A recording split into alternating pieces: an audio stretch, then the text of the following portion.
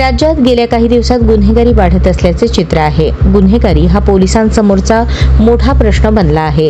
पैसा, ड्रग्ज, अनैतिक संबंध यातून गुन्हेगारी घडत असताना पुण्यातील पिंपरी चिंचवडमध्ये एका तरुणीने मित्राच्या मदतीने एकाची हत्या केल्याने खळबळ उडाली आहे।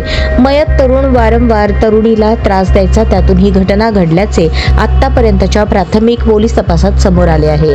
जिम ट्रेनर असलेल्या प्रांजल सोबत दुपारी 2:30च्या सुमारास पुन्हा एकदा गोपीनाथ उर्फ लल्ला याच्याकडून त्रास देण्याचा तोच प्रकार घडला। त्यावेळी प्रांजलने गोपीनाथच्या कानशिलात लगावली। त्यानंतर तिने आणि यशने मिळून लोखंडी रॉड आणि पहारीने मारहाण केली। यात गोपीनाथ गंभीर जखमी झाला।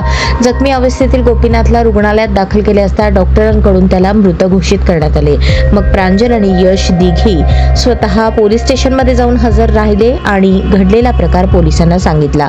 प्रांजल आणि यश ज्या जिमचे ट्रेनर आहेत त्याच जिममध्ये गोपीनाथ जिमला येत होता। तिथेच यांची वर्षभरापूर्वी ओळख झाली। मात्र गोपीनाथ प्रांजलकडे पैशांची मागणी का करत होता, तो तिला शिवीगाळ करून का त्रास देत होता, असा आरोप केला जात आहे। मात्र हे अद्यापही अस्पष्ट आहे। आता पोलीस तपासात प्रांजल आणि यशकडून या बाबी समोर येतील। सध्या पोलिसांकडून या घटनेचा तपास सुरू आहे।